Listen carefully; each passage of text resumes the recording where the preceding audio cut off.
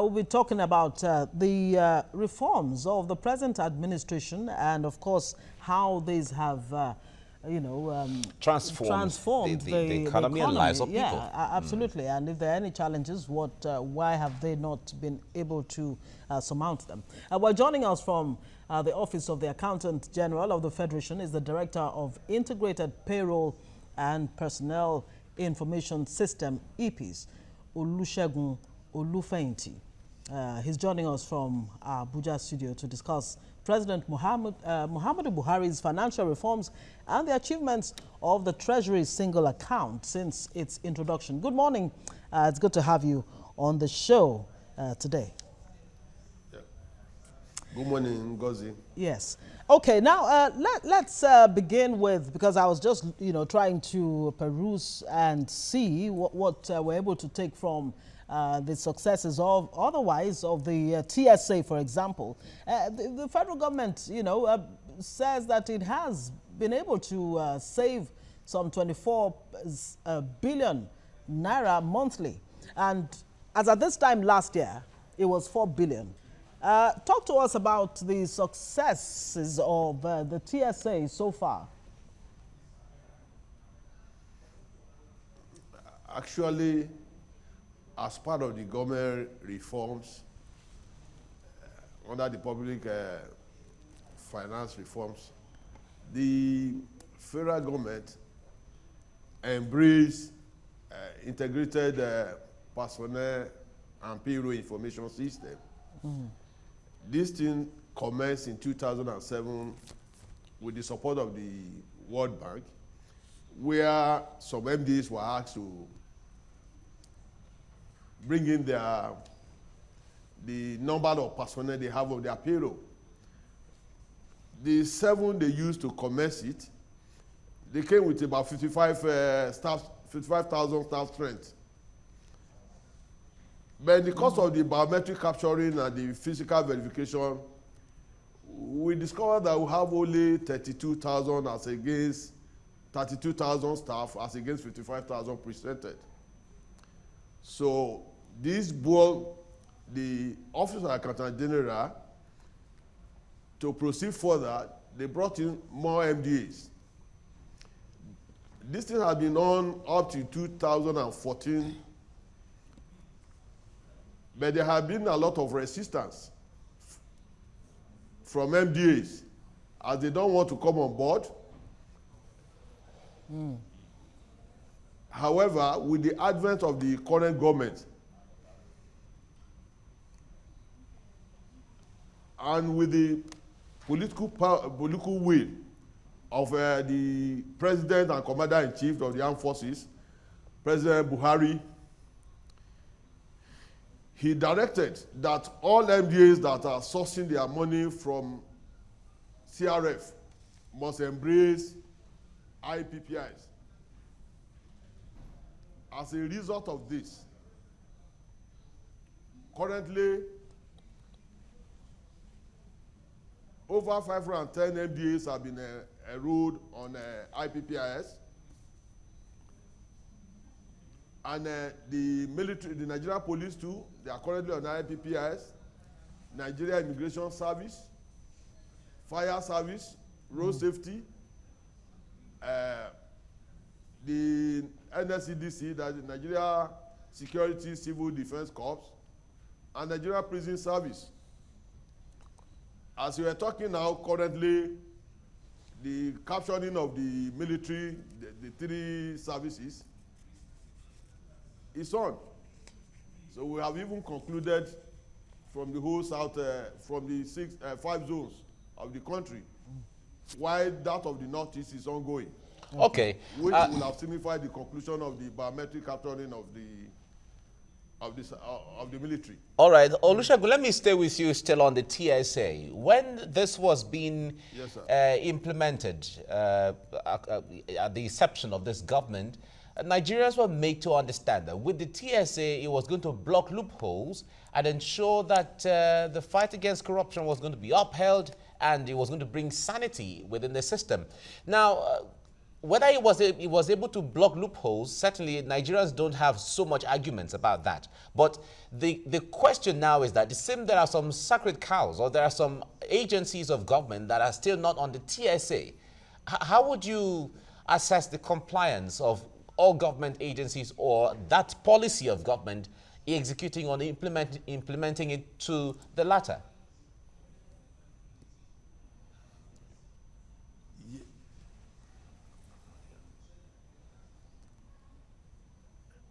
Actually, you know, on TSA, the government public finance reforms is on two legs. The TSA has got to do with centralization of federal government accounts. That is, prior before now, we have over 10,000 federal government accounts in several commercial banks, where even when government require funds, we have to go to commercial bank and borrow our own money. But with the TSA, the government have been able to centralize their money in the central bank. All payments that are not being accounted for are now directly being remitted to TSA account. As a result, the government were able to see how much they have. They are able to do cash planning. They are able to save a lot of money. So, unlike in the past, as regards some MDAs that are not currently on TSA, you know, this thing is in phases. Prior before now, you know definitely what most people will come out to say, oh, why is NNPC not on TSA? NNPC has been an independent agency. Even before now, you know, they maintain their accounts, they run their own thing. So, and as far as that aspect is concerned, the NNPC runs the account. But for majority of all other MDAs, there is none that is not on TSA. Yeah, okay, but why would NNPC run its own account when government came out clearly, and up until now, Nigerians are still unsatisfied with the lack of transparency, so to say, or lack of openness in NNPC. Nigerians don't know what goes on there. Government, even governors don't even trust what NNPC is doing. I think the government has, and the president and commander-in-chief, and the accountant general of the federation, which Alhaji Ahmed Idris, and the minister, even before now, the former minister of finance, and the current minister, they are doing everything possible to ensure that the NNPC is transparent as much as possible. And this is why we've been able to fund most of government projects, because if you look at it in the past, people have forgotten the fact that prior before now, even over 28 states could not really pay salaries. And even when government was making so much money, they were having challenges financially. Under the current administration, where we have less funds, we have been able to manage those funds, because we've been able to harness all the funds together, and the government is managing the funds much better. You could see how much government was able to provide to fund the capital projects of the which is unprecedented in the history of this nation. Over 1.5 trillion to fund capital projects. It has never been done even when Nigeria was making so much money during the oil boom. So I think with the supervision of the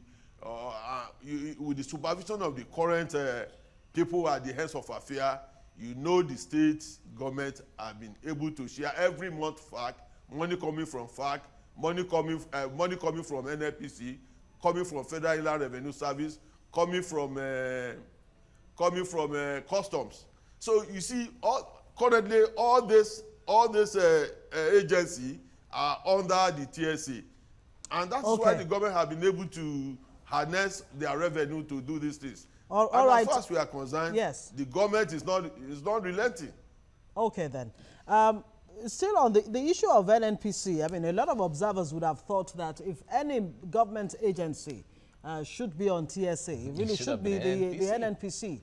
because of the general perception of the sleaze and the opaqueness of the operations of the NNPC. But let's even put that aside. The President, President Muhammadu Buhari, only recently said that any MDAs that are not TSA compliant should be reported. And I'm thinking, okay, what are the channels through which people can actually report, number one? And what is the, what measures will be taken against such MDAs that actually don't, that are not TSA compliant? I think the Accountant General of the Federation, with the support of the Minister, Ajia Ahmed Zainab, and with the backing of the government, the TSA started on, which is Naira components, which is Nigeria funds. That is Naira components. The foreign TSA, I can show you the director in charge of TSA. I'm very much aware. Will come up and tell you the level where the government has reached in terms of foreign TSA, so that all money that is being earned through the foreign sources will be harnessed, will be centralized in such a way that the government, the sources recorded at the local level here will be translated into foreign currency. Yes, but we appreciate today that we appreciate that information that you've just given us now. But my question is, what exactly will be done to those MDAs who don't comply with the directive to be, hook in to the TSA and other, measures that have been put in place? Yeah. Yeah, the measure that have been put in place, you see, the Nigerian society should help government, because this government have shown seriousness. If there is any MDA that Nigerians are the people paying this revenue. If you have cost to pay revenue and you are asked to pay revenue to any other source other than the direct TSA, such MDA should be reported to the Office of Accountant General or to the Minister. There's a whistle-blowing syndrome which the Minister has allowed anybody just blow the whistle and government will do something about it. All right. So now when you say Nigerian people are the one paying. Yeah, Olusegun, when you say that if Nigerians are aware of any of such kind of agencies, the point there is Nigerians are going to ask questions, because government is supposed to know what agency is compliant or not, and at what level it's compliant or not. So Nigerians certainly don't have the details of all of these things. And when it comes to even the authority to hold any of this government accountable, Nigerians don't have that, apart from the morality of, okay, if I have this information, I relay it, which certainly may or may not be attended to. But we expect that the Accountant General of the Federation, or even the government itself, should know all the agencies that are compliant to its TSA policy or not. Sir, I think I just want to actually let you know that the reason why I'm here today on behalf of the Accountant General of the Federation, who has given us the able leadership to be able to achieve what we're able to achieve within the level today. You see, the seriousness government has given to issue of TSA, a director TSA who happens to be a colleague, Okolebo, will come on board, will answer you on the area. But I'm a director of integrated personnel and payroll information system, which has got to do with the centralization of salary payment of all federal government workers, the objective of which is part of TSA policy to ensure that government reduce a lot of wastages, to ensure that those workers are not being paid, that the little revenue that are being generated are not frittered away. So through some phony sources, and it is as a result of this that the federal government ensure that all MDAs hooking onto IPPIS, they will be able to ascertain the actual federal government workers, and the centralization of the payroll system have made it possible for government to be able to plan, do their cash plan, as to be able to know how much is required to pay federal government workers at any point in time. And this has reduced the government overhead, whereby we have to go to banks and borrow our own money to pay salaries, when individual MDAs will have been hiding the money meant, the personnel cost or personnel fund meant to pay salary, they will freeze it in some folding accounts. Such things are no longer happening. And this is the area, and when this current government came, the president and commander-in-chief of armed forces, Muhammad Buhari, submitted himself, and all the vice president, they are now IPPIS, they are on a payroll system, where every month as we pay workers, the president and the federal executives are being paid. So we generate pay slip as is being given to every workers. That's the way the pay slip of the president is being generated, and it's being done by the office of the accountant general. So, and by showing leadership, by example, this has really encouraged more MDAs to come on board. And the support, the unparalleled support we have before now, the MDAs are resisting. They don't want to come on IPPIS. They have one excuse or the other why they should not come on board. What are the excuses? What are the excuses the MDAs are giving? What are they telling you as reasons why they're not willing to come on? Well, before now, you see, it's a tacit resistance, because they know the moment you come on IPPIS, one, the actual number of workers you have, they will be biometrically done, so that we're able to ascertain. And the employment at will, whereby you just, maybe some guys are drinking beer parlor, decide to engage with excess workers, will no longer be possible. Then non-compliance with the employment procedures will no longer be required. I want to let you know, as of today, when this government came on board, as at the end of 2014, only 317 MDAs with 220,000 staff are on IPPIS. But as of today, as I'm speaking with you, we have over 745,000 workers on IPPIS. And because the fact that we use biometric capturing of every federal government workers, we are able to reduce a lot of ghost workers. People that are no longer, that if you are not physically present to have your biometric capturing, you cannot be on government payroll. As a result, I can precisely tell you that as of last year December, over 82 billion was saved. That's the money that will have gone to ghost workers. The federal government was able to save about 82 billion. As I'm speaking with you now, I'm 100% sure that before the end of this, by the end of this year, the government will not save less than 130 billion. Also, Nigeria reacts. All right, Olusegun, where has the money gone to? Yes, Olusegun, you talked about the MDAs resisting being compliant to the IPPIS. Are you finding challenges? Because the point there is you are government, and we expect that when you bring out a policy, it has to be adhered to. Otherwise, the consequences will follow. But what kind of challenges are you finding with ensuring that MDAs adhere strictly to the to subscribing to the IPPIS? Hello? Can you hear me, Olusegun? Hello, can you hear me? Yes, I can hear you clearly. I was asking you earlier, I said, what kind of challenges are you facing with ensuring or making the MDAs comply with the IPPIS? Yeah, it's the political will in the first instance. That's why I mentioned that in 2014, the only MDAs, the number of MDAs we have on the platform was 317 MDAs, having a total workforce of 220,000. But as of today, we have 510,000 MDAs.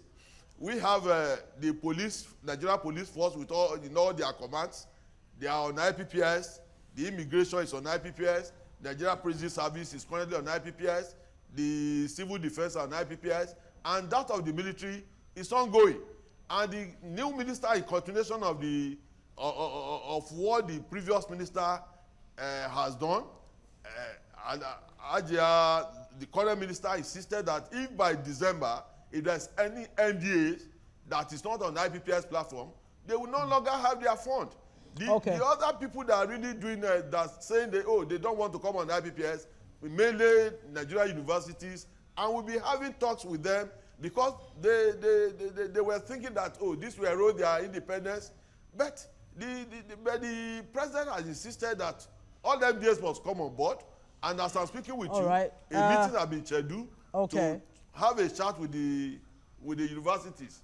All right, we do understand know why that. They have to be on board. Yes, thank you very much. But it is expected that broadband penetration would actually help in driving this policy in such a way that it can actually help in economic management.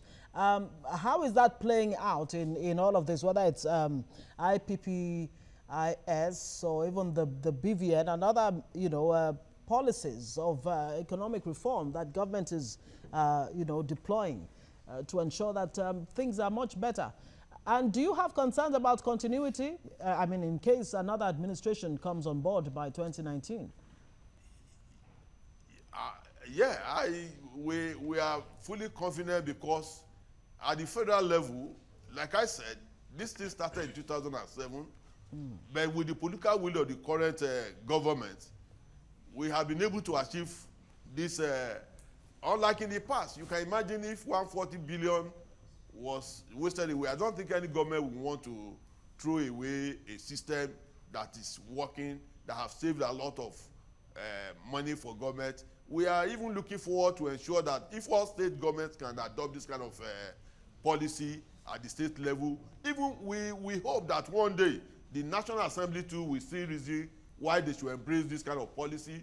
The judiciary will embrace it. Then that it will save a lot of government, a lot of money for Nigerian people. Because if truly we are to serve Nigeria as we profess to say, I will profess to do, I don't see a reason why there won't be continuity in this kind of policy. Yeah, my question, the other arm of my question is, how are you deploying ICT to actually facilitate this policy? Yeah,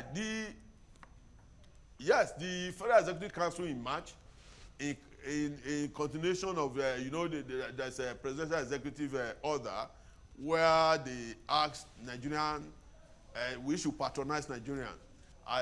The Federal Executive Council duly approved two consultants, two Nigerian indigenous companies that are consultants and have quality assurance consultants, and government has invested massively on ICT that assist this. Wherever you are in the country, all the MDAs need to do is to have access, do their payroll. We only concatenate, we just bring them together at the federal level. We're able to see what they are doing and where things are done. Even the same thing, you have of Give Me's platform where wherever you are, you can have payment as long as you have basic, even on your phone, as long as you have internet on your phone.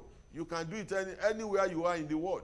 So this is the beauty of it. And government has invested tremendously on this. And kudos to the federal government. All right. And we have to. And the Federal Executive Council that made it possible. All right, we have to leave you here now. Olusegun Olufehinti from the Accountant General's office in Abuja. Thank you very much for talking to us this morning about some of the reforms going on in government. All right, one area there is when he was talking about the issue of ghost workers. Nigerians have been asking, when you find out someone was involved in perpetrating ghost workers and all of that, yes, what are the prosecutions for those who have been found and those who supported and those who created the platform for all of those? Exactly. That's the question, and nobody seems to, be answering those questions and other questions that have arisen as a result of, some of these policies in place by the government.